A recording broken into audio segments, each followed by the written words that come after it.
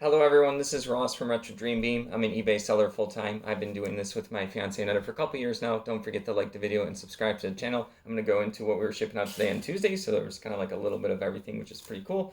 Alright, so the first thing is a Dick Tracy a Catch a Crook adventure. I got a bunch of choose your own adventure books. This one right here is a little bit of wear, but you can still like read it and play the game.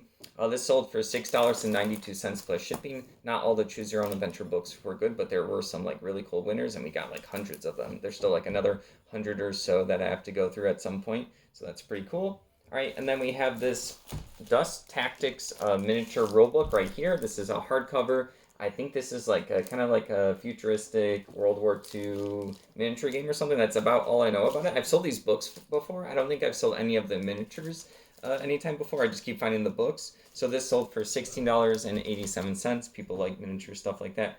All right, next up is a really old listing. I love picking up stuff like this. These ones didn't sell for too much. The stack of 3 of these sold for $7.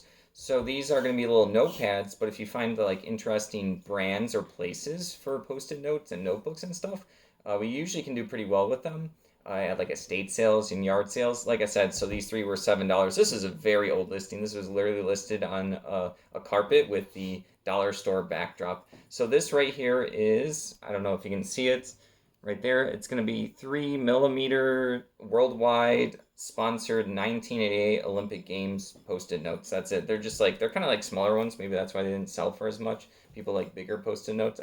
I guess depends on what they want to use them for. So $7 for that. That's literally an old listing. I honestly, it was probably like a estate sale or yard sale. I'm not sure if we made a bunch of profit. This is kind of stuff in the past I would pick up for like quarters or 50 cents. All right, next up is an Edward mask right here. Surface panels. These are going to be die-cut flexible masks for scale plastic like models and stuff like that. I don't even know if you can see it. They're just, yeah, oh yeah, I can see like the outlines there. But yeah, these are things that people are going to add on to their miniatures, I believe. I'm not like 100% sure about that, but yeah, I got a bunch of these like Edward branded little, yeah, masks and stuff that you like decals you add onto miniatures. This sold for $7.50. I happen to just like get a bunch of them. I already listed them all, so I don't have more to list. Really cool thing. This is Kanji from Zero Book. I got a bunch of these books from the person who we bought a bunch of anime stuff from.